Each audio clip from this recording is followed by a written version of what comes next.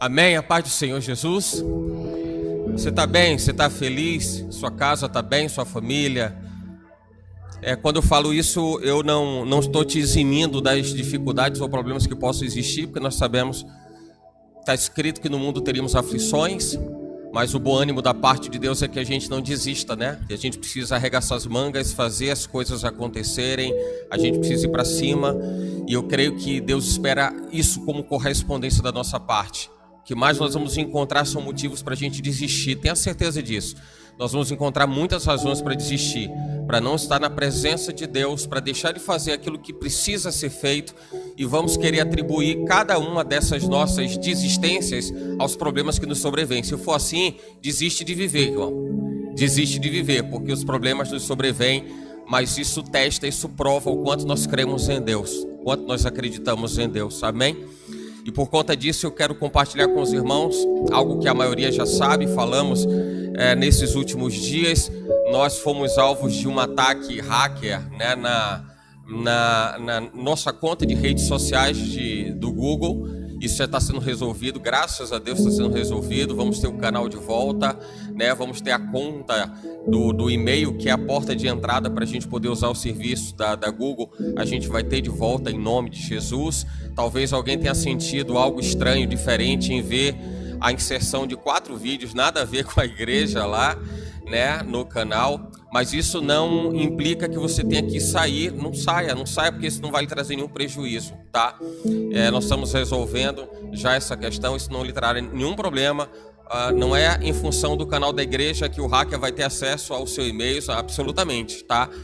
O que aconteceu foi algum acesso, por mais segurança que a gente tivesse empregado na conta de e-mail da igreja, né, do Gmail especialmente, né, do Google, que é o que abre caminho para a gente poder usar o YouTube, que na realidade é a ferramenta que a gente mais utiliza para poder compartilhar o conteúdo que é trazido aqui nessa casa. Mesmo tendo todos esses cuidados, aconteceu de alguma forma que ninguém sabe explicar, né? Talvez até mesmo a plataforma não saiba explicar, mas ela também deve entender onde estão as suas próprias falhas, porque isso tem acontecido recorrentemente com outras pessoas, com outros canais, etc.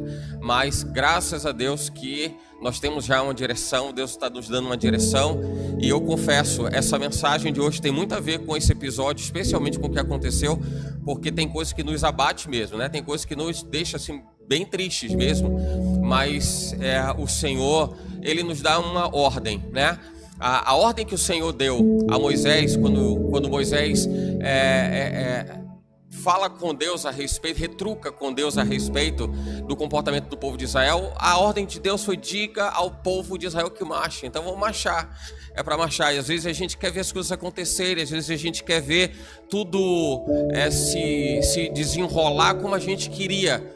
Bom, se fosse pela nossa vontade, nós viveríamos num mundo louco, né? Porque a minha vontade não é a sua, não é a vontade do irmão, e seria um caos total. Por isso que nós temos uma referência, um norte, um parâmetro, que é a palavra de Deus. Então, é pela palavra que nós estamos marchando e vamos continuar marchando em nome de Jesus. Por essa razão, antecipo também a informação de que, em virtude disso, para a gente não deixar de ter a transmissão hoje à noite da igreja, né? Que a gente não pode usar ainda o canal da igreja, eu estou fazendo isso no meu canal pessoal, tá? Então a gente vai compartilhar com os irmãos para que a gente possa, de todo modo, compartilhar a mensagem que vai ser ministrada também nessa noite. E dependendo do tempo, há uma expectativa aí, um delay de que em até 7 dias esteja resolvido. Esperamos sim que em até 7 dias esteja resolvido, a gente volta à normalidade. Amém? Amém? Glória a Deus por isso. Então quero convidar os irmãos para que possam abrir as suas Bíblias do livro dos Salmos, no capítulo 32, no versículo 8. Capítulo 32, versículo 8. Bendito seja Deus sobre todas as coisas. Bom é estarmos na presença dEle. O Senhor é o nosso refúgio, a nossa fortaleza, a nossa alegria, o nosso consolo, bálsamo para cada um dos nossos corações. Aleluia. Amém? Encontrou o texto? Sim ou não? Amém. O texto diz assim, capítulo 32, versículo 8, diz assim: instruir-te-ei e ensinar-te-ei o caminho que deve seguir. Guiar-te-ei com os meus olhos. Você pode se sentar em nome de Jesus. Nós aprendemos, Pai do Senhor, que o Senhor nos dá uma direção, Deus, e que nós precisamos seguir essa direção. O caminho que o Senhor nos conduz, ó Deus, para que estejamos transitando, trafegando, é o caminho que nos leva, Senhor, ao propósito, ao projeto, à vontade soberana do Senhor, que é irrefutável. E ninguém pode tirar do Senhor, Deus, o domínio, o senhorio, a totalidade, Pai, sobre toda a existência. Por isso cremos em nome de Jesus, que o Teu amor, Pai, que nos envolve, que nos reveste, é o mesmo amor que nos instrui, que nos ensina, que nos orienta, ó Deus, e tudo que faz parte da nossa vida, da nossa história, tem a ver exatamente com a forma como nós damos a direção, o controle e o comando das nossas vidas ao Senhor. Por isso, Pai, em nome de Jesus, mais uma vez, Senhor, nós damos o comando, o controle das nossas vidas a Ti, para que, Pai, a palavra trazida aos nossos corações, ó Deus, seja, meu Senhor, completamente deliberada pelo coração santo do Senhor. Ó Deus, e o Senhor mesmo cuide de ministrar, segundo as nossas necessidades, Pai, segundo o Teu poder que em nós opera, em nome de Jesus. Você pode dizer amém? Amém. Bendito seja Deus, irmãos. Eu falava a respeito desse episódio que aconteceu, do canal e tudo mais, e o quanto tem coisas que nos sobrevêm, que nos abate, que nos entristece, e a vontade de Deus, o projeto de Deus, eu acredito que é para que a igreja, nesses últimos tempos, vivemos os últimos tempos da igreja na terra, é para que a gente não esmoreça, para que a gente não retroceda, para que a gente não volte atrás. Eu sei que essa palavra vai ser uma palavra muito importante para você, não só pessoalmente. Não é que você enxergue, entenda e receba essa palavra especificamente para você. Quando você olha para dentro de você mesmo, enxerga, entende onde estão os seus problemas, sabe? Você diz, poxa, eu estou passando uma tribulação, estou passando por um momento difícil, estou passando por uma situação complicada. Não é somente olhando para você, mas olhando para o seu papel, olhando para onde Deus encaixa você no plano, no projeto, no propósito de reino na terra. Então não é só por você, não é só para você, mas é por outras tantas razões, dentre as quais as razões que o seu irmão precisa também, que alguém que você talvez nem conheça precise, mas que através da sua vida Deus está respondendo aquela vida, está respondendo aquela oração, está respondendo aquele coração. Então eu quero trazer uma palavra ao seu coração que diga para você assim, ó, faça acontecer, faça acontecer. Nós vivemos muito limitados, restritos a tantas coisas que nos paralisam, e a gente quer acreditar isso a outros, né? Ou a situações ou a pessoas. E é fácil a gente dizer, eu não consigo fazer por causa de fulano, eu não consigo fazer porque eu estou passando por isso, isso e isso. E a gente começa a entregar aquilo que Deus entregou em nossas mãos, a gente começa a entregar a quem não tem nada a ver com a história. A gente entrega o que Deus nos dá no entendimento de que a gente aplica em certeza, em convicção, fé de que Deus nos entregou para a gente fazer, para a gente arregaçar as mangas, para a gente experimentar, para a gente realizar. A gente pega e entrega, a gente terceiriza. Olha que aqueles que são os desafios que Deus nos entrega, a gente terceiriza. Terceiriza para o problema, terceiriza para a situação, terceiriza para outro indivíduo, para algum irmão. Eu não consigo fazer porque alguém me impede, eu não consigo fazer porque alguém me compromete. E a gente deixa de fazer o que Deus espera que a gente faça. Então, eu quero trazer essa palavra para você, faça acontecer. E por que a razão desse texto do Salmos, capítulo 32, verso 8? Porque o Salmos 32, verso 8, especialmente porque esse é o momento que Davi está se derramando diante de Deus. Davi está se derramando diante de Deus. Quando ele abre o coração para reconhecer o seu pecado, reconhecer a sua falha, reconhecer a sua limitação, é bem como a palavra nos ensina em Provérbios, capítulo 28, versículo 13. Aquele que encobre a sua transgressão, isso não vai prosperar. Mas aquele que confessa, aquele que identifica, aquele que reconhece o seu erro e deixa, a Bíblia diz que alcança misericórdia. Davi está diante de Deus recebendo e alcançando misericórdia. A misericórdia que Davi agora está experimentando está encorajando ele. Eu vejo isso bem como uma balança. Tudo aquilo que nos oprime também nos retém, nos retarda. o que nos oprime, veja bem como funciona essa balança. Tudo aquilo que nos oprime nos paralisa, nos retarda, nos retém, nos acorrenta. Então eu preciso entender bem a dinâmica da coisa, como que as coisas acontecem. Na medida em que eu me permito a opressão, na medida em que eu me permito viver com esse pesar sobre a minha vida, eu estou detido, eu estou paralisado, eu estou limitado. E eu entendo que Davi está vivendo exatamente isso agora. Sabe, tem momentos da vida que a gente diz assim, sabe que a gente está bem borocochô? E alguém diz assim, bora fazer alguma coisa, não quero. Pode observar que todas as pessoas que vivem aquele estágio de depressão ou pré-depressão é porque estão passando por momentos que talvez não esteja sabendo lidar com esses momentos. E é exatamente pela razão que faz com que aquilo que nos oprime nos deixe paralisados. E se alguém tem vivido opresso, está vivendo paralisado na sua alegria, na fluência do Espírito. A gente deixa de viver o que Deus nos proporciona e nos fez para ser.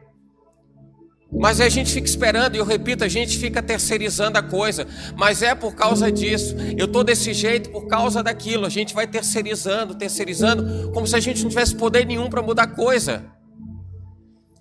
E quando a gente age dessa forma, a gente está negligenciando uma palavra que diz que em Cristo nós somos mais que vencedores. Então tem alguma coisa estranha nessa dialética, tem alguma coisa esquisita. Porque se eu posso todas as coisas em Deus, e é Ele quem me fortalece, e eu não consigo me sair, eu não consigo me desenrolar de uma situação que me oprime, que me amarra, que me prende, é porque tem alguma coisa errada. E de uma forma ou de outra eu vou acabar encontrando o ponto central de tudo isso. Estou deixando de acreditar em Deus, estou deixando de confiar em Deus. Aí a gente abre a boca para dizer, mas eu creio, glória a Deus, aleluia, eu confio. Mas a gente está deixando de acreditar, não é pelas palavras, porque palavra se diz da maneira que quer, que se deseja, mas é pelas ações, são elas que denunciam quem nós somos. A Bíblia fala que é pela salvação que nós é pela graça que nós somos salvos. Nós alcançamos a salvação pela graça. Mas a Bíblia também fala que as obras denunciam a convicção que cada um de nós tem. Aquilo que nós retemos, a nossa fé, ela está expressa por meio de obras. Por quê? Porque tem a ver diretamente com as nossas atitudes. Davi chega diante de Deus e esse texto e essa poesia a Deus mostra o quanto Davi se sentia aprisionado até o momento que ele resolveu fazer. Ele está aprisionado. O primeiro verso diz assim, bem-aventurado aquele cuja transgressão é perdoada, cujo pecado é coberto. Ele vai exatamente no ponto-chave. Ele mostra, ele revela o que estava aprisionando ele, o que estava deixando ele paralisado. E o que deixava Davi paralisado era o fato dele carregar alguns dos tantos pecados e de tantas falhas que rotulavam ele como alguém desacreditado diante de Deus. Eu quero dizer isso para você, talvez ainda exista algum rótulo sobre você pelo pecado cometido, pela transgressão que aconteceu, que foi realizado. Talvez ainda exista um rótulo, esse rótulo ainda pesa mais sobre você do que a graça. O rótulo que chancela a sua maldade, a sua perversidade, o seu erro, talvez isso pese mais do que a graça. Mas é você quem está deixando a coisa ficar assim. Eu quero dizer isso para você, é você quem está deixando. Por isso eu quero trazer exatamente o senso do faça acontecer. Mude você o sentido das coisas. Mude você o sentido das coisas, senão você vai cruzar os braços. Ainda essa semana nós fizemos uma postagem referente à questão do não ao racismo, né? Diante dos fatos, dos episódios ocorridos com Vinícius Júnior lá na Espanha, aquela coisa toda, eu vejo exatamente a atitude dele como alguém que diz assim, não vou ficar de braços cruzados, porque todo mundo tem vivido isso o tempo todo. Porque essa agressão tem acontecido ao longo de anos, de décadas, tem acontecido ao longo de muito tempo. E parece que nada muda, parece que nada acontece. Ele vai exatamente na ferida. Toda essa movimentação mundial é exatamente pelo fato de ele estar colocando o dedo na ferida. É o fazer acontecer, faça acontecer. Poderia ser simplesmente algo rechaçado com uma postagem, dizer, não concordo, que triste, que absurdo. Não, a coisa se agravou de tal forma que todo o desenrolar da situação mostrou o quanto o problema era grave. Mas enquanto as pessoas continuassem de braços cruzados e aceitando isso como algo natural, como algo normal, tudo não passaria da mesma condição em que talvez se encontre até os dias de hoje. Alguma coisa precisa ser feita, eu faço acontecer. Faço acontecer. Volta lá no texto que você vai ver Davi fazendo acontecer. O cara que agora está vivendo uma nova perspectiva, não é mais o Davi que está opresso pelo pecado. Ele abre esse poema, essa poesia dizendo, bendito é aquele que reconhece a sua fraqueza, o seu pecado, a sua transgressão, mas esse é perdoado. E ele nisso ele entende que Deus é perdoador, que o Senhor regenera, que o Senhor revigora, que o Senhor refaz histórias. Tem uma frase de um político norte-americano do século passado, James Shellman, se não me engano o nome dele. E ele diz assim, embora ninguém possa voltar lá atrás para fazer um novo começo, qualquer um pode começar agora e fazer um novo fim. Então tem alguma coisa que a gente pode fazer a partir de agora, não pelo rótulo do passado, não pelas falhas do passado, não pelas limitações do passado, ou pelo que a gente se acostumou a ouvir das pessoas que tentavam chancelar uma realidade que não é mais a nossa. A graça, irmãos, a graça mudou a nossa história. A graça mudou a nossa história. A graça tirou você de uma condição de beberrão para ser alguém cheio e embriagado pelo Espírito. A graça fez isso. A graça tirou você, tirou a nós do inferno. O Senhor nos tirou do lamaçal do pecado. E o Senhor nos reposicionou, o Senhor nos colocou numa condição que não é nem por merecimento. Mas a gente precisa reconhecer que a graça existe. Se eu desconheço a graça, se eu deixo de reconhecer a graça, se eu deixo que a dinâmica do meu dia a dia venha imputar sobre mim uma rotina em que eu tenho que conviver com isso, é porque eu estou desprestigiando a graça. Eu estou jogando fora o sacrifício da cruz. Eu estou jogando fora todo o plano de Deus. E Deus levantou você para você fazer de fato a diferença. Não é frase de efeito, mas é uma frase que marca, que carimba quem é você em Deus. Você precisa fazer as coisas acontecerem. Precisa e não deve cruzar os braços e aceitar as coisas como elas são, como elas estão. Você precisa entender. Eu percebo bem quando Jesus ele fala assim: Pai, eu não peço que os tire desse mundo, mas livre-os do mal. Eu vejo Jesus dizendo assim: olha, Pai, a melhor realidade, o melhor cenário é tirar do mundo. É o melhor cenário. A gente, enquanto igreja, pensa nisso. Não é, esse mundo não é pra gente. Senhor, eternidade é o paraíso, é o lugar onde eu quero estar, o lugar onde nós vamos estar. Esse é o lugar. Mas aí Jesus diz assim: Pai, eu não te peço que tire eles do mundo. Está fora do projeto tirá-los do mundo, dessa rotina do dia a dia, pelo menos momentaneamente. Não tira-os do mundo, mas livra-os do mal. E eu entendo Jesus dizendo assim: Pai, encoraja-os para que eles possam fazer, para que eles não se sintam abatidos. O profeta Isaías, no capítulo 59, versículo 2, ele diz assim: o que faz separação entre vós e o vosso Deus são os vossos pecados. E o pecado é a expressão da maldade, a expressão da perversão e da perversidade.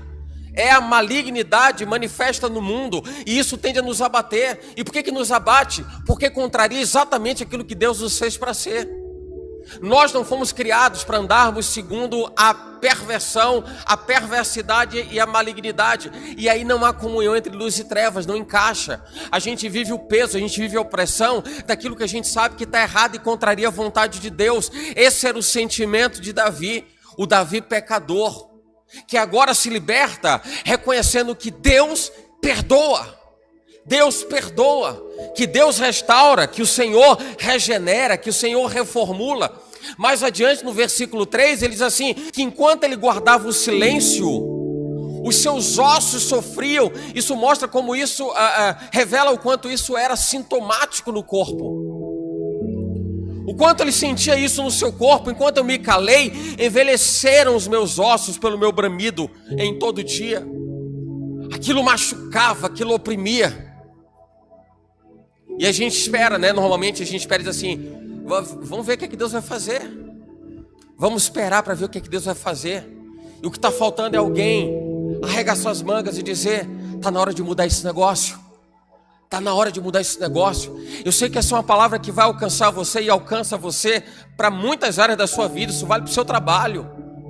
Talvez no trabalho você se sinta tão desprestigiado, talvez na sua rotina, porque é bem assim, né? Quando a gente está começando um trabalho novo, fazendo alguma coisa nova, a gente está dando nó em pingo de éter, a gente está bem, a gente está envolvido, cheio de ideias. Depois de um tempo a gente vai se sentindo um pouco meio que, sabe, aquela coisa. E eu reforço que essa ideia de trabalho não é somente o trabalho do dia a dia, é o trabalho na obra do Senhor, é o trabalho da vida familiar, porque não deixa de ser um trabalho. Não deixa de ser um trabalho. Como eu gosto de correlacionar muitas coisas da nossa vida, que parecem estar desmembradas umas das outras, não estão, mas eu gosto de relacionar muito o entendimento das ciências com a nossa vida. Trabalho na física é a relação direta entre força e deslocamento. Se você for estudar física, você vai ver que a relação para um parâmetro chamado trabalho, uma grandeza chamada trabalho, é a relação direta entre força e deslocamento. Deslocamento fala da movimentação. Força fala de emprego de entusiasmo, vigor físico, vigor emocional, vigor espiritual. Isso é trabalho. Dentro de casa você tem trabalho. Leva o conceito físico para dentro da realidade da casa, da família, porque é bem isso. Você precisa de força, vigor, renovo, esperança e tal, para fazer as coisas acontecerem, para ter movimento. Isso é trabalho. Isso é trabalho. E a gente precisa fazer acontecer, porque se a gente cruza os braços, as coisas permanecem da mesma forma. Mas Deus espera mais de você. Porque enquanto as suas desculpas forem o seu refúgio, você vai dizer que Deus não é a sua fortaleza. Enquanto suas desculpas representarem a sua caverna, o seu esconderijo, você nunca vai se abrir para poder entender o que é Provérbios 28:13. Reconhece a sua limitação, fraqueza, transgressão, porque ali vai haver misericórdia. E o que é misericórdia senão o Senhor manifestar o seu amor e graça, pegando o coração miserável do homem e aproximando ao seu santo coração e dizendo: recebe de mim, se identifica com o meu, compatibiliza com o meu. Mas não, as pessoas querem viver uma rotina de vida onde cada uma acha o que tem que fazer, cada uma pensa de um jeito, cada um age de uma forma.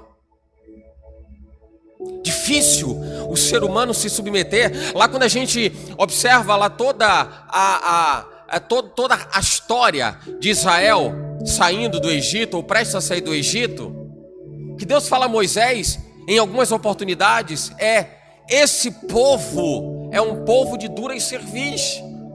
O que significa isso? É um povo difícil, é um povo obstinado, difícil de obedecer, porque nós aprendemos a sermos donos do nosso próprio nariz. Vai dizer que alguém é dono do seu nariz? Mas eu vou dizer: Deus é o dono do meu. Deus tem que ser o dono do seu. Se a sua convicção, se a sua crença, se a sua esperança está nele, o dono do seu nariz é Deus. Precisa ser Deus. Porque senão a gente vai viver uma vida onde nada acontece. E nós vamos viver um cristianismo de fachada, reputando a Deus os problemas que a gente não consegue resolver. Deus não está fazendo, porque Deus não mudou a situação. E cada um diz assim: eu estou vivendo a vida que Deus quer. Como se a mediocridade da vida de muita gente estivesse assinada e reconhecida, autenticada pelo Senhor, e não está. E não está. Do que nós falaríamos de Davi hoje, se Davi não se posicionasse como ele se posiciona nesse texto, nesses escritos, nessa poesia? E ele diz assim a Deus: Deus, chega, para mim chega. Eu tenho um pecado, eu tenho um delito, eu tenho pecados, eu tenho delitos. E eu vou dizer, tem coisas da nossa vida, da nossa história, olha para trás, você vai encontrar coisas da sua vida que você vai dizer assim: não gostaria de contar isso para ninguém. Não quero contar isso para ninguém. Talvez isso represente até o pesar que você sabe que isso representou em algum momento, ou o quanto isso mostra a dicotomia entre a vida que você escolheu viver e a vida que você viveu lá atrás. Mas eu estou falando isso diante de Deus. Confessa diante de Deus. Confessa diante de Deus, porque isso te oprime, porque isso te paralisa, porque isso te retém. E as práticas débeis, elas continuam acontecendo. E nós vamos entender ou acreditar que isso tem nada a ver com a nossa decisão, com a nossa escolha, mas tem. As coisas continuam do mesmo jeito, continuam da mesma forma, porque a gente está querendo que seja assim, porque a gente decidiu que fosse desse jeito. Enquanto a gente não abrir a boca, não rasgar o peito, para entender que a nossa instrução ela vem de Deus, e abrir o coração para a gente poder ficar desnudo, para tirar essa roupa, muitas vezes uma roupa que tende a ser apresentada como uma roupa branca, uma veste branca, mas que esconde as nossas verdadeiras vestes. Se desmancha disso, se desfaz disso. Instruir-te-ei, ensinar-te-ei o caminho que deve seguir. Eu vou guiar você com os meus olhos. É o que Deus está falando para Davi. É o que o Senhor está falando a respeito de uma nova vida, de uma decisão, de um posicionamento. Talvez você entenda até que tudo seja complexo, difícil. Como é que as coisas vão acontecer? Isso vale para o nosso dia a dia. Sabe, alguém que diz assim: eu não tenho mais força para orar, não consigo orar, não consigo dar o meu melhor na obra. Não dou o meu melhor na obra. Não tenho tempo. Não tenho tempo. Para analisar o quanto você tem servido ao Senhor. O quanto você dá de si para Deus. Para os propósitos de Deus. A gente quer um relacionamento com Deus, a gente diga assim, é um relacionamento legalista. Sabe qual é o relacionamento legalista? É assim: Deus, eu estou aqui para buscar. É bem aquela visão do eu vim buscar a minha bênção. Tem alguma coisa que é para mim. A gente entra egoísta na igreja e sai egoísta da igreja. E nunca foi igreja, porque a igreja nunca teve como respaldo o egoísmo. Mas a gente pega o verbete, a gente pega a palavra igreja, e a gente entra nesse rótulo de igreja sem ser exatamente aquilo que a igreja é, por fundamento, por propósito. E a gente guarda isso no coração como se nosso relacionamento com Deus fosse só para nós. Quantas pessoas estão precisando da sua dedicação, do seu tempo? Tem gente que está precisando do seu tempo. Aliás, diga-se de passagem, até pegando uma informação recente, não é seu tempo, nunca foi seu tempo. O tempo de Deus, que as pessoas estão franqueando esse tempo de Deus para aplicarem nos seus próprios deleites. E por isso está escrito: pedis e não recebeis porque pedis mal. E tem muita gente que está vivendo um cristianismo rasteiro, medíocre, porque está querendo customizar o seu relacionamento com Deus. Customizar o seu relacionamento com Deus. Sabe como é customizar o relacionamento com Deus? É dizer: Senhor, olha, eu vou dar a forma que eu quero do meu relacionamento. Eu vou para a igreja dia tal, dia tal e dia tal. Eu vou ficar até tal horário e eu vou fazer até aqui. Se a gente entender a razão pela qual nós viemos para essa terra, a gente diria: Senhor, meu Deus, obrigado, Pai, eu estou nessa terra, não era para eu estar aqui. Não era para eu estar aqui. Você não é o plano B de Deus, você é o plano A. Não tem plano B, Ele escolheu você. Ele escolheu você. E você cruza os braços e você resiste ao chamado, ao plano, ao projeto, à vocação de Deus. Você tem noção do que você está fazendo? Você tem noção do que você está fazendo? Não é porque você ama a Deus, é porque Ele te chamou primeiro. É porque antes da fundação do mundo, Ele já havia tomado você por profeta das nações. Sabe o que significa isso? Não é o rótulo de você sair no eis que te digo para ninguém. Ele te chamou por profeta, porque profeta tem como respaldo e fundamento alguém que lança semente nessa terra. Deus levantou você para você multiplicar sementes. E que sementes são essas? E que sementes são essas? Aquela que o próprio Jesus explica na parábola do semeador. Porque a semente é a palavra de Deus. Lucas 8:11. Porque a semente é a palavra de Deus. Ele chamou você para você ser um multiplicador dessa semente, para você ser a lavoura, parte da lavoura de Deus. Vós sois o edifício de Deus. Lembra, apóstolo Paulo? Coríntios 3:9. Vós sois a lavoura de Deus. O edifício de Deus é a lavoura de Deus. E eu repito, às vezes as pessoas entendem diferente o que é ser o edifício de Deus, porque às vezes ela não entende o que é o edifício e se torna alguém que é difícil. Faça acontecer. Faça acontecer. Mas ninguém chega cedo no trabalho, chegue você. Mas ninguém fica até o final do expediente, fique você. Mas ninguém se predispõe na obra para ajudar, se predisponha. Vai você e faça. Mas ninguém quer estar aqui no dia do ensaio, venha você, ensaie você é instrumento.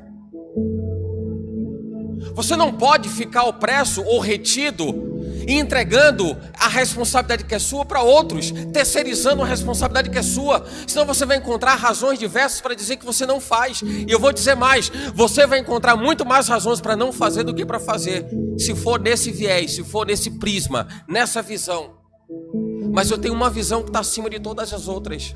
É a visão de que Deus me chamou. Se Deus me chamou, eu estou refutando todas as outras. Nenhuma serve para mim. Nenhuma serve para mim. Eu já ouvi coisas do tipo: para que você está fazendo isso? Por que você continua? Por que você está fazendo? E eu vou dizer um negócio. É um negócio que quando bate diz assim: tá tudo errado então. Tá tudo errado então. Mas basta um lampejo. Porque o poder de Deus é um negócio tão assim extraordinário, que o lampejo do Espírito é suficiente para dizer: acorda, acorda. Acorda. E às vezes a gente entenda a palavra. Às vezes a gente está dormindo acordado. E a gente está acordado quando está dormindo. A gente precisa entrar numa dimensão de adormecimento das coisas desse mundo para a gente entrar na dimensão do Espírito. E é nessa condição que a gente acorda, que a gente diz: uau! Meu Deus, eu não vi isso. Eu não vi isso. Talvez você pense assim: mas como começa? Como faz? Como as coisas acontecem? Tem uma frase de Van Gogh, pintor conhecido no mundo. Ele dizia assim: as grandes conquistas, as grandes coisas são feitas, elas partem de coisas que são mínimas e que são realizadas. Então, partindo desse pressuposto, a gente precisa começar a fazer alguma coisa. Isso vale para aquele que diz assim: não tenho mais como orar, não consigo mais orar. Ore 30 segundos. 30 segundos acho que dá tempo. Pelo menos glória a Deus, aleluia. Com 30 segundos você consegue avançar, avança, vai para 1 minuto, vai para 5 minutos, vai para 10, para 15, para 20 e avance pelo fluir do Espírito. Seja tanto o tempo que Deus determinar e desejar que você esteja em oração, em comunhão. Não consigo mais jejuar, não dá. Não dá. Então faça minimamente, faça um jejum. A gente entraria numa discussão de natureza doutrinária para dizer: não, isso não é jejum, é voto, não é jejum. Eu não quero entrar nessa neura. Eu quero entrar num caminho que diz assim: faça alguma coisa. Faça alguma coisa. Só não deixe as coisas como elas estão. Faça alguma coisa. Não dá para ficar paralisado. Não dá para ficar esperando que as coisas aconteçam ou deixem de acontecer pela nossa letargia, pela nossa paralisia. Faça alguma coisa. E se necessário for, retome, recomece. Não dá para mudar o passado, mas dá para começar alguma coisa nova que vai gerar um fim diferente, um final diferente. Mas está dependendo de você, está partindo de você. A Bíblia fala no livro de Zacarias, no capítulo 4,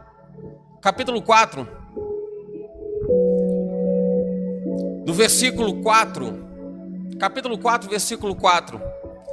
Quero chamar a atenção para esse texto que diz assim: e falei e disse ao anjo que falava comigo, dizendo: Senhor meu, o que é isso? Senhor meu, o que é isso? Vai lá no 10. Por que quem despreza o dia das coisas pequenas? Pois esse se alegrará vendo o prumo na mão de Zorobabel. São 7 olhos do Senhor que discorrem por toda a terra. Sabe o que o versículo 10 diz? E que tem relação direta com o versículo 3? A visão que Deus dá a Zacarias, profeta Zacarias. E vai um anjo, começa a falar com Zacarias e diz: Zacarias, essa é a visão. A Bíblia começa nesse capítulo dizendo que ele estava num estado como alguém que está adormecido e que acorda. E eu entendo que exatamente não é uma condição natural, mas é uma condição espiritual. Ele desperta. Alguém que está adormecido e desperta. Alguém que está paralisado na percepção das coisas, mas desperta. A Bíblia fala pelo profeta Joel que nos últimos tempos o espírito dele seria derramado sobre toda a carne. É tempo de visão. É tempo de sonhos. Deus vai dar sonhos para você, ou Deus já está dando sonhos para você. E se você dizer: mas eu não sonho, eu não tenho visão, é porque tem algum problema na palavra, é isso? Tem algum problema da parte de Deus porque não está acontecendo? Ou será que alguma coisa está havendo que a gente retém o fluir do Espírito, manifestando os sinais dos últimos tempos? Porque de fato nós estamos vivendo os últimos tempos. O anjo vai e fala com Zacarias, traz a visão é de um candelabro. Vê se você consegue entender a visão de um candelabro. A visão que ele tem, um candelabro castiçal. Os 7 braços do castiçal, na ponta desse castiçal de cada braço tem a chama, e a chama permanece acesa, decorrente daquilo que alimenta aquela combustão, que é o azeite. E a visão é, em cima desse castiçal tem um receptáculo, tem um vaso. E desse vaso partem 7 canudos. Traga à sua mente essa visão. O castiçal, o candelabro, 7 braços. O fogo aceso. A Bíblia fala das lâmpadas acesas. É o fogo, a chama, alimentado pelo azeite. E tem 7 canudos partindo de um receptáculo, de um vaso. Desse vaso sai o óleo, o azeite, né, por cada um desses canudos para alimentar a chama, para que a chama não apague. E do lado dessa estrutura tem 2 oliveiras. 2 oliveiras. E o entendimento é exatamente esse: 2 oliveiras, permitindo que o azeite não acabe, alimentando o receptáculo, o vaso alimentando os 7 braços e o castiçal aceso. A pergunta do profeta Zacarias no versículo 3 que nós lemos é: que é isso? O que é isso? Foi o profeta falando isso para o anjo: o que é isso? Hoje falando: você não sabe o que é isso? Mas sabe que isso mostra a nossa limitação? Porque a gente pensa que a gente sabe tudo, a gente pensa que pode fazer tudo. E a gente precisa entender onde é que está o nosso lugar em Deus. Eu preciso de Deus. Irmãos, eu trago essa mensagem da parte de Deus porque eu preciso de Deus. Eu preciso de Deus. Eu não sei se você já é autossuficiente, se você se resolve sozinho, se você toca a sua vida. Eu não sei, mas eu preciso de Deus. Eu preciso muito dele. Eu preciso muito dele. Eu preciso tanto dele que eu não consigo me ver fora desse lugar, fora dessa ambiência. Eu não consigo me enxergar. Eu peço: Deus, não deixe que a minha humanidade errônea, equivocada, não deixe, Senhor, que a minha humanidade desorientada, dispersa, débil, me afaste da tua presença. Por favor, Senhor, eu peço, eu coloco isso diante de Deus como uma cláusula pétrea. Senhor, ainda que eu queira mudar isso e que eu diga que eu quero fazer tudo diferente do que eu estou falando, não aceite, porque a cláusula pétrea, imutável, é essa: que eu não quero andar afastado da tua presença. Não deixe mudar, mesmo que por insanidade eu deseje. Não deixe, não deixe. A gente precisa entender que o azeite não vem de nós, o azeite vem de Deus.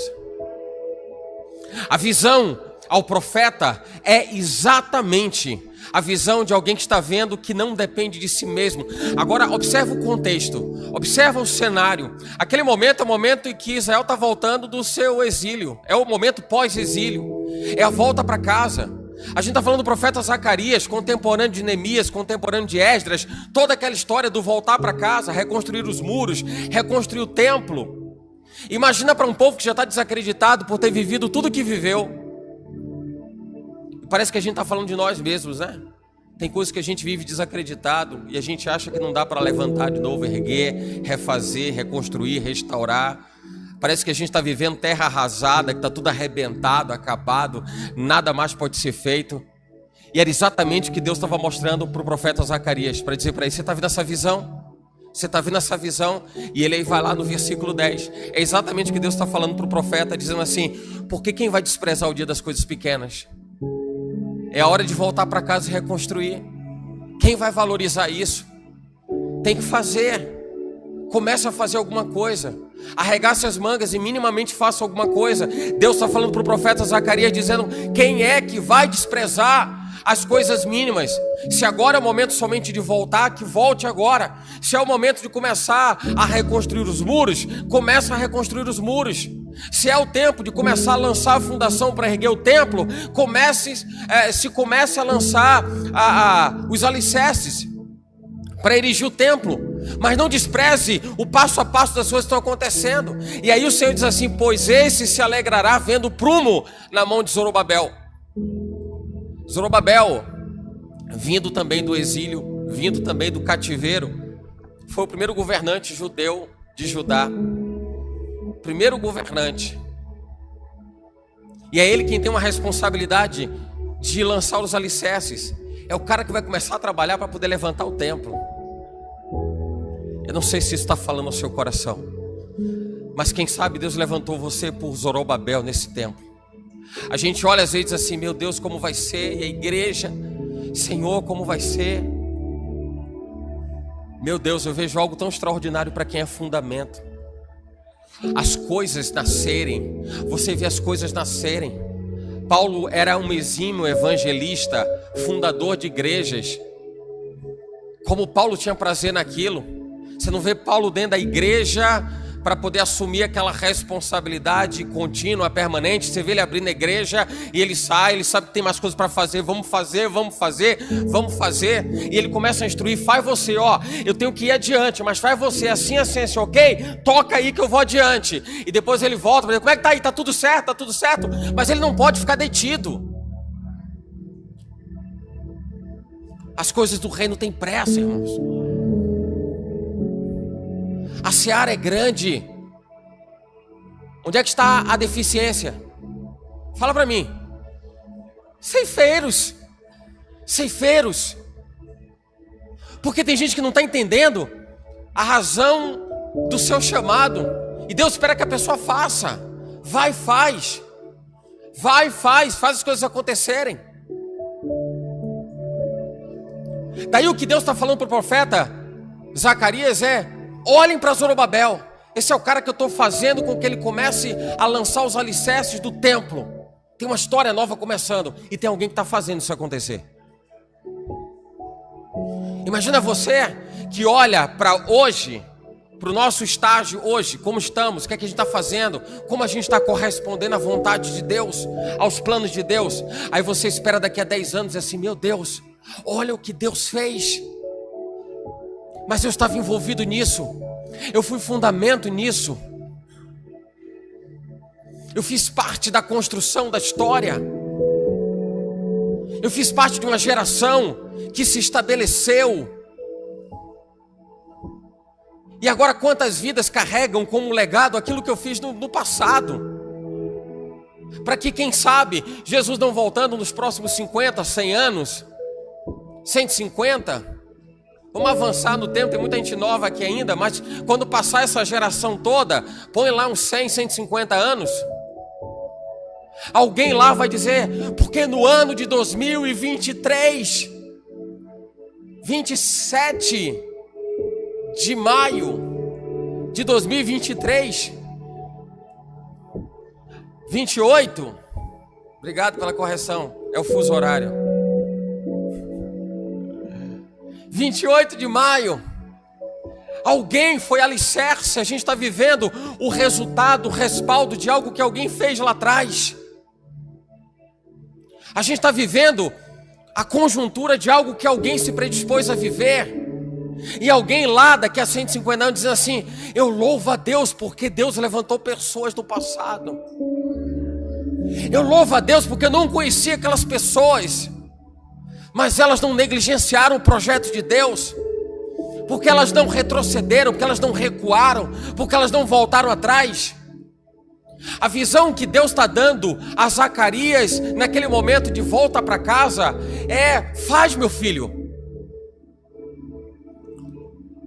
Que Deus está falando para o profeta Zacarias é: faz. Agora você acha que foi à toa isso? Ele está falando isso por conta de quê? Porque as pessoas estavam desacreditadas de Deus há muito. Daí a razão da visão, porque a visão das duas oliveiras no meio do castiçal era assim, ó: vocês conheceram o que era sacerdote, a pessoa responsável por manter a chama do altar acesa. A chama do altar acesa, tem que ter alguém para poder ir lá acender. Você lembra da responsabilidade do sacerdote? Olha, cuidado, não deixa apagar. A chama tem que estar acesa. Tem que estar acesa, então tem alguém lá, alguém lá, alguém lá. A visão para o profeta Zacarias era assim, ó: não é pelo homem. Tanto que nesse texto o Senhor diz assim: porque não é por força e nem por violência, é pelo meu espírito. Ele está dizendo: tem duas oliveiras. Não é nem pela sua força, não é pelo seu poder, é pelo meu espírito. Espírito. Espírito, espírito, espírito. Enquanto tiver espírito, é a figura das duas oliveiras. Enquanto tiver espírito enchendo o receptáculo, receptáculo está mantendo a chama do castiçal aceso, a chama acesa. Deus está esperando que você mantenha a chama do castiçal do seu coração acesa, na medida que você faz as coisas acontecerem na direção da aproximação com Ele. Tiago 4:8: chegai-vos a Deus, Ele se chegará a vós. Em outras palavras, vá em direção às oliveiras. É lá que você tem azeite permanente, azeite permanente, azeite permanente. Vai lá e busca da oliveira. Busca o azeite diretamente da fonte. Diretamente da fonte. Avalia as suas escolhas, o seu dia a dia, a sua rotina. Irmãos, vão aparecer momentos que vão provar o quanto você acredita em Deus e coloca Ele como prioridade na sua vida. Se você não olhar para isso com a convicção, a certeza de que você tem que honrar e zelar por algo que é precioso, você vai banalizar. Não tem diferença entre aquilo que você diz que é impuro e a sua atitude de profanar aquilo que é santo. Você está colocando no mesmo pacote. E tudo aquilo, para o ser humano vale essa premissa: tudo aquilo que você não valoriza, você rejeita. Ah, não, eu não rejeito. Você pode dizer que não rejeita, mas está rejeitando, porque suas atitudes condenam exatamente a sua escolha, apontam exatamente para a decisão que você toma. Eu vejo na Bíblia tudo muito claro. Enquanto a gente quer viver um cristianismo relativista, onde não é bem assim, não é dessa forma, eu vejo um evangelho que diz assim: ou é ou não é, ou é santo ou é profano, ou é puro ou é impuro, não é comigo ou é contra mim, ajunta ou espalha, é sim ou não. E a gente fica relativizando as coisas.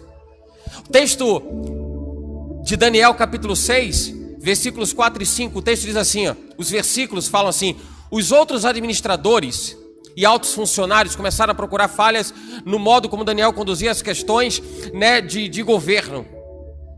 Exatamente esse, o entendimento é esse. Ele está pegando exatamente onde estavam as falhas de Daniel.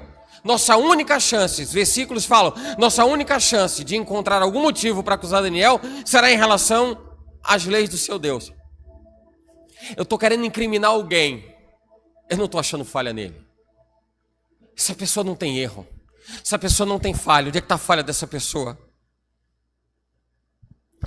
Eu não estou encontrando delito nessa pessoa. Eu não posso condenar ela, eu não posso colocá-la numa posição de vulnerabilidade, porque ela não tem brecha, ela não abre brecha. É alguém que está olhando para dentro de si, dentro da sua própria vida. Alguém que está cuidando do que para ela é prioridade. O que para você é prioridade? O que para você é importante? Olha para a sua vida, vigia. Olha para dentro de si. Como compromisso seu com Deus, não pelo que os outros vão dizer, não pelo que os outros vão falar, mas o que prevalece nessa relação com Deus. Leva isso para dentro de você, porque eu entendo que Daniel, imagina Daniel cativo, num lugar isolado, talvez passasse pela cabeça de alguém, não de Daniel, até porque a decisão dele foi outra, mas imagina passando pela cabeça de alguém dizendo assim, mas não tem ninguém vendo mesmo. Ninguém está vendo. Essa de ninguém está vendo mostra o quão frágil é a sua convicção de que Deus está do seu lado. Porque se você diz ninguém está vendo, você está dizendo Deus não está nem aqui. Deus não está nem aqui. E no nosso vulgo popular, Deus não está nem aí. Procurava um motivo para poder condenar Daniel, mas ele tinha decidido seguir a direção de Deus. Ele tinha decidido seguir a direção de Deus, o plano de Deus, o projeto de Deus. 1 Tessalonicenses 4:3. A vontade de Deus é que a nossa vida seja uma vida de santidade. A vida de santidade nos aproxima de Deus. A vida de santidade nos leva a escolhas que nos aproximem de Deus. Quando a gente fala de santidade, parece que a gente promove aquele afastamento, sabe, aquele distanciamento. Meu Deus do céu, não é para mim. Santidade deve ser alguém que, meu Deus do céu, faz nada da vida, jejua todos os seus anos de vida, fica sem comer, possivelmente morre no meio do caminho. E a gente começa a criar, estereótipos do que é vida de santidade. Vida de santidade é assim, ó. Pecado está aqui, está dizendo vem, eu digo não. Pecado diz assim, vem, eu digo não. Isso é vida de santidade. O que faz separação entre vós e o vosso Deus são os vossos pecados. Se o que separa a nossa vida de Deus é o pecado, é porque o pecado passou a ser o elemento central de afastamento nosso de Deus. E se Ele é santo, precisamos ser santos como Ele é santo, a gente precisa se aproximar dEle, porque o que me influencia é a instrução daquele que me ensina. É isso que vai influenciar a minha vida, quem me ensina. Eu estou cercado por que pessoas? Quem é que está do meu lado? A instrução vem de quem? Se eu estou debaixo do guarda-chuva de Deus, eu estou debaixo da direção de Deus. Se eu estou fora desse guarda-chuva, eu estou debaixo de outro. Quem que te instrui? Quem é a sua influência? O que te move, o que te estimula, o que te provoca a viver uma vida que diga que você parece com Ele, com o Criador, com o Altíssimo, com o Eterno. O que diz, o que denuncia rigorosamente? Eu sou de Deus, eu sou de Deus. O próprio Jesus dizia, você será meu discípulo se você fizer aquilo que eu te mando fazer. Você vai se parecer comigo se você fizer aquilo que eu te mando fazer. Cuida da sua vida, cuida dos detalhes da sua vida, cuida das prioridades da sua vida. Uma certa oportunidade, Jesus chega na casa de Lázaro, Marta, Maria, lembra? A casa de Betânia, a Bíblia faz menção à casa de uma família que Jesus amava muito. E aquele episódio que está lá Marta e Maria está lá cuidando de estar com o mestre, Marta está procurando fazer um monte de coisa, e ela está agoniada, angustiada, porque Maria não está ajudando. Vem ajudar. É só uma escala de prioridades, tá? Só uma escala de prioridades. Não é pelo fato de você precisar trabalhar, porque se você não trabalhar você não ganha dinheiro, não paga as contas e não come, porque tem muita gente que diz isso, mas quem vai pagar as minhas contas? Eu tenho que trabalhar. Eu tenho que fazer, tem que acontecer. Não é pelo fato de você precisar trabalhar, pagar conta, ter responsabilidade em casa, com família. Não é por isso que Deus deixou de ser sua prioridade. Eu entendo assim. Eu penso dessa forma. Deus continua sendo prioridade. E prioridade, para mim, é algo muito claro. Deus precisa de para alguma coisa.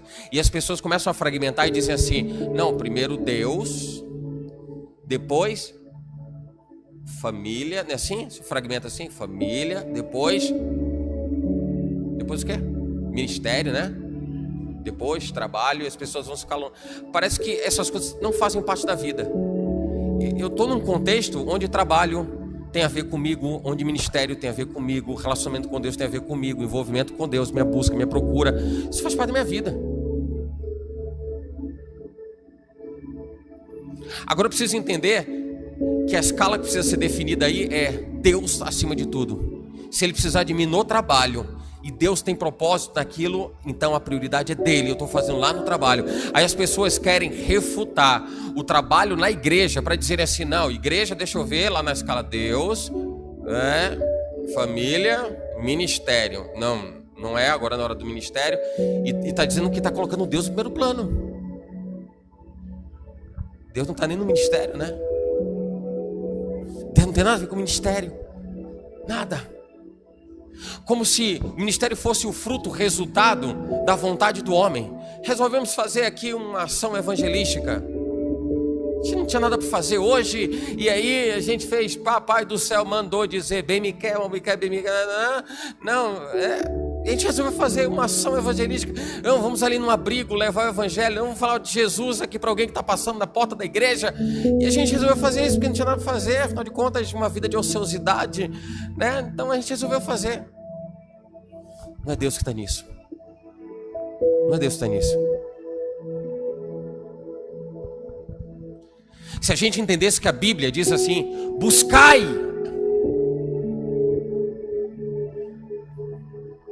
ao Senhor enquanto se pode achar, é porque a gente nunca se viu no meio da escassez da palavra. Porque se você entende o quanto, e eu sei que aí é fácil você mensurar, o quanto dói ficar com fome. Estou dizendo que você passa fome, ou passou necessidade, talvez até já tenha passado. Mas se você de repente perde o horário do almoço, por alguma razão, precisa fazer alguma coisa, perdeu o horário do almoço, tem que voltar para o trabalho, deixou de almoçar, você diz: ai, que fome, que negócio terrível, que dor horrorosa. Se você está fazendo alguma coisa, está atarefado, atarefada, não consegue beber água, não consegue se hidratar, você diz: ai meu Deus, que angústia, eu estou com uma sede absurda. Você não tem noção o que é a escassez da palavra de Deus. Você não tem noção do que é um dia procurar assim: Senhor, me traz refrigério pela tua palavra e não encontrar. Senhor, toca a minha alma. É porque a gente é bem Mateus 6,33, né? Ou antes do verso 33, quando Jesus diz: buscar pelo lugar o reino de Deus e sua justiça. É porque as pessoas estão assim: o que é que a gente vai comer? O que é que a gente vai beber? Estou com fome, eu estou com sede, eu tenho que me arrumar, tenho que me vestir, tenho que aparecer, eu tenho. Você não tem noção do que é desejar ter a palavra para dizer assim: volta e faz de novo, filho. Levanta e faz de novo. Não se deixa abater pelo que as pessoas dizem ou deixam de dizer. Nenhuma obra é vã no Senhor. E você vai se sentindo encorajado. Um dia na eternidade, quem sabe você pode falar com Davi e dizer: Davi, eu me lembro lá do Salmos 32. Você está rasgando o coração, está confessando o seu pecado. Eu entendo que Davi vai dizer: eu precisava daquele momento, porque foi um tempo de sequidão, e eu vi o meu chamado ir pelo ralo, porque o meu pecado me oprimia, porque o meu pecado me machucava. Aí ele vai dizer para você assim: por isso que eu também escrevo um outro poema, uma outra poesia, lá do Salmos 27, e que diz assim: uma coisa eu pedi ao Senhor e eu vou buscar, que eu possa morar, que eu possa viver todos os dias da minha vida na casa do Senhor. para que eu possa contemplar sua formosura e para que eu possa inquirir no seu templo. Sabe o que é inquirir? Inquirir é perguntar. Ele está dizendo assim: eu quero estar num lugar que eu possa falar com Deus, perguntar a Ele, mas Deus, por que assim? Oh Deus, por quê? Imagina a gente na eternidade diz assim: Pai, já passou, Pai, é a eternidade, a gente já está aqui. Pô, mas vou dizer um negócio, teve uns apertos lá embaixo. Por quê? Por quê? Isso no contexto de eternidade. Davi não está nem dizendo isso. Davi está dizendo que eu posso inquirir no seu templo. Eu quero estar num lugar onde eu posso aprender, onde tem alguém para me ensinar. Eu imagino que alguém que está dizendo assim: eu quero estar na igreja. Irmãos,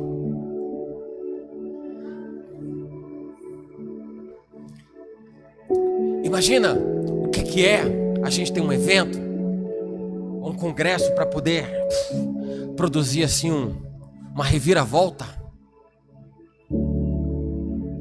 e dizer assim: poxa, essa é a hora, a bomba atômica de Deus. Senhor, vai mudar a história do povo. Senhor, isso vai ser o start, vai ser uma guinada.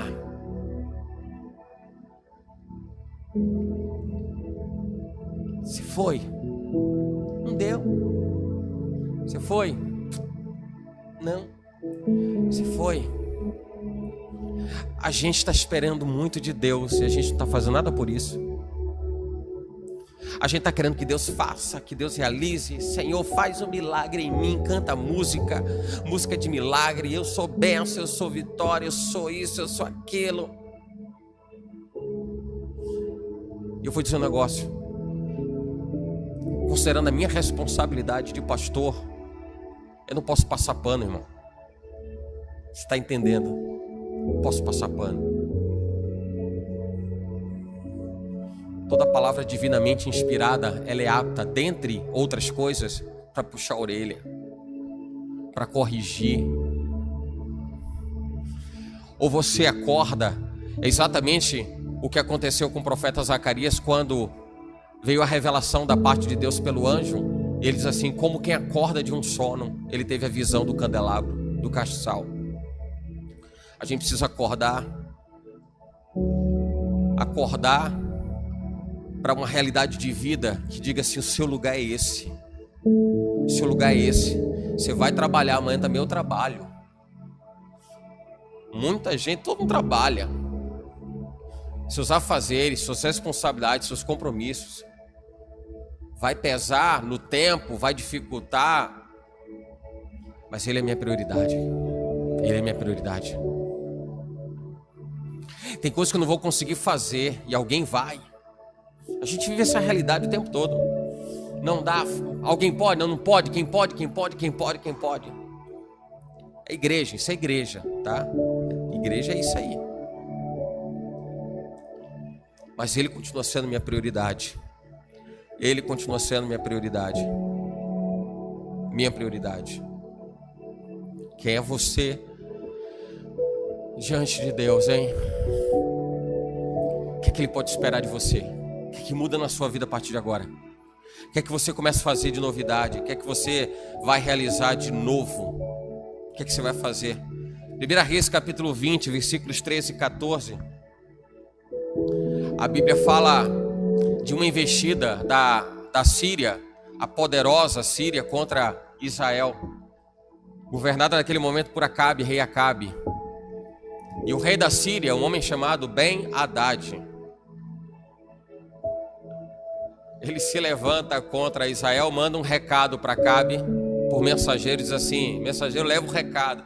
Os mensageiros chegam lá para o rei Acabe e dizem assim: olha, o rei mandou dizer que vai pegar o seu ouro, sua prata, suas mulheres e seus filhos.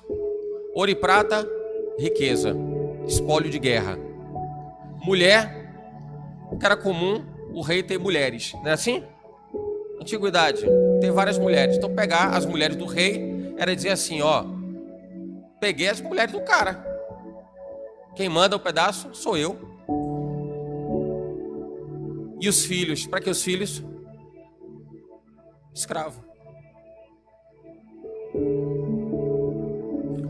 Aí, logo em seguida, ele manda outro recado, diz assim: olha, lembra do recado que veio antes? Ouro, prata, mulheres e filhos. Então o rei manda dizer que ele vai pegar tudo isso ainda. Ele não mudou de ideia não, ele vai pegar tudo isso. Só que ele vai esquadrinhar a sua casa e a casa dos seus e do seu povo também. Esquadrinhar é fuçar tudo. Ele não quer somente ouro, prata, as mulheres do rei e os filhos do rei. Ele está querendo tudo.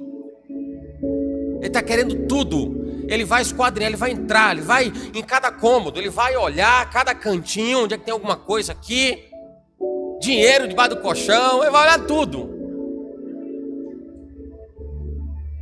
Nesse momento o rei Acabe fica desesperado. Ele aí reúne os anciãos, e assim: anciãos, é o seguinte, preciso passar pelo conselho. O conselho diz: o que é que eu faço? Está acontecendo isso, isso e isso. Agora Ben Hadad está querendo levar tudo, diz que vai levar tudo, tal. Como é que acontece? O que é que faz? Aí os anciãos dizem para ele assim: não, isso não está certo, isso não pode. Isso não pode, está errado. Eu fico imaginando isso na cabeça do rei Acabe. Assim, todo mundo está dizendo que está errado. Faz o que então, hein? Você ficou chateado com isso aí.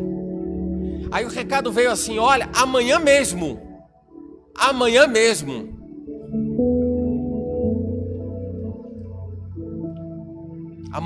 os assírios vão, o rei da Síria vai chegar aqui com a sua tropa, seu exército, e vai levar tudo, amanhã mesmo.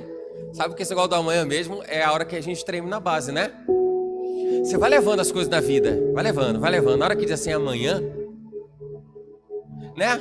Aí você se inscreve para fazer uma prova de concurso, você tá assim, me levando em banho-maria, tá estudando? Tá dando uma estudadinha.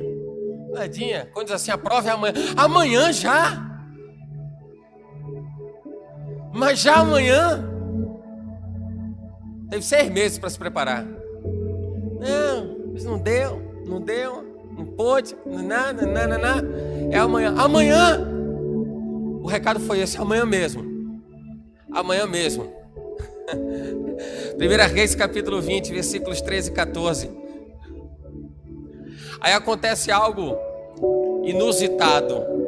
Enquanto isso, o profeta foi Acabe, rei de Israel, disse a ele: assim diz o Senhor, está vendo esse enorme exército inimigo? Você está vendo esse exército inimigo tão grande? Hoje eu entregarei em suas mãos. Aí a gente diz o quê? Glória a Deus! Aleluia! Eu vou dizer um negócio para você. Eu sei que você está lendo o resto do texto, né? Tudo bem. Vou dizer para você que aquilo que você deseja que aconteça, Deus vai entregar na sua mão, irmão. Deus vai entregar na sua mão. Pô, irmão, daí dá um glória a Deus por isso. Estou lendo a primeira parte do versículo. Hoje eu entregarei em suas mãos. Com isso saberá que eu sou o Senhor. Aí é aquele crente que está saltitando, né? Está na ponta dos dedos. O profeta respondeu: Acabe, assim diz o Senhor. Aliás, antes disso, deixa eu ler o que está escrito antes. Acabe pergunta: mas por meio de quem isso vai acontecer? Em outras palavras é assim: glória a Deus, vai entregar nas minhas mãos, aleluia. Como é que vai ser, hein? Como é que vai ser? Vou assistir onde? Imagino Acabe dizendo: vai passar no YouTube? Vou assistir aonde? É algum canal de streaming? Onde é que vai passar? Assim diz o Senhor, diz o profeta para Acabe: os soldados dos comandantes das províncias o farão. Sabe o que ele está dizendo?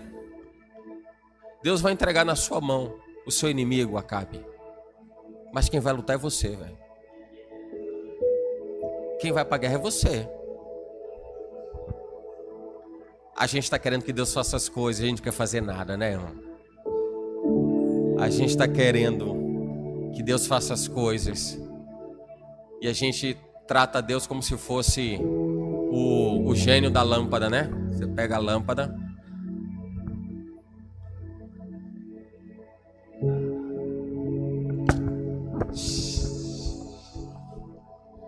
3 pedidos. O gênio é tão fajuto, só dá 3, né? O Senhor, Ele tem aqui promessas, projetos, propósitos, mandamentos, coisas que ainda não aconteceram e que estão esperando que você faça acontecer. Tá faltando você dar o primeiro passo. Vi uma frase de alguém que dizia assim: você só precisa ter fé para dar o primeiro passo, não precisa nem ter fé para poder ver terminar, só fé para dar o primeiro passo.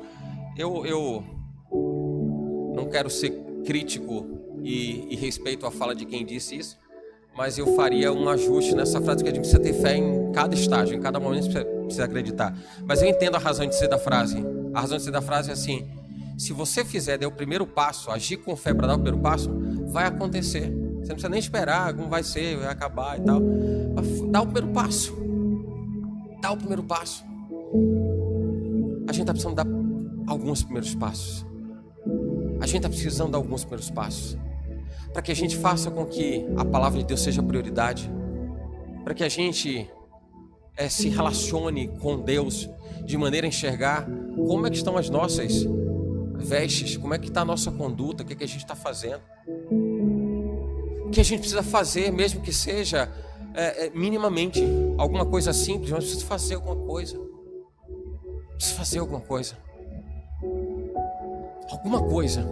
Você diz assim: ah, tudo bem, receba essa mensagem, glória a Deus por isso. Em algum momento isso vai acontecer na minha vida. O que é que Deus quer de você hoje? Porque se você enxergar que a sua vida tem propósitos sazonais, tipo assim, Deus espera que eu faça alguma coisa em tal período, vai ser num evento, vai ser numa atividade, eu vou viver uma vida despropositada, porque eu vou achar que tem que acontecer alguma coisa para que a minha vida tenha valor. A minha vida não tem valor por causa do evento. Não, o evento reforça o valor da minha vida, porque o evento é a direção de Deus que vai precisar de mim para fazer parte disso tudo. Mas não é todo dia que vai ter evento. Ou nem todo dia vai ter culto, nem toda hora vai ter culto. E por essa razão minha vida deixou de ter valor, eu deixei de ter funcionalidade, eu deixei de ser operacional para Deus, funcional para Deus, porque não tem um culto, porque não tem um evento. Eu vou aparecer somente no momento que eu acho que é oportuno, pelas razões que não são as de Deus, porque se fosse pelas razões de Deus, estaria em tudo.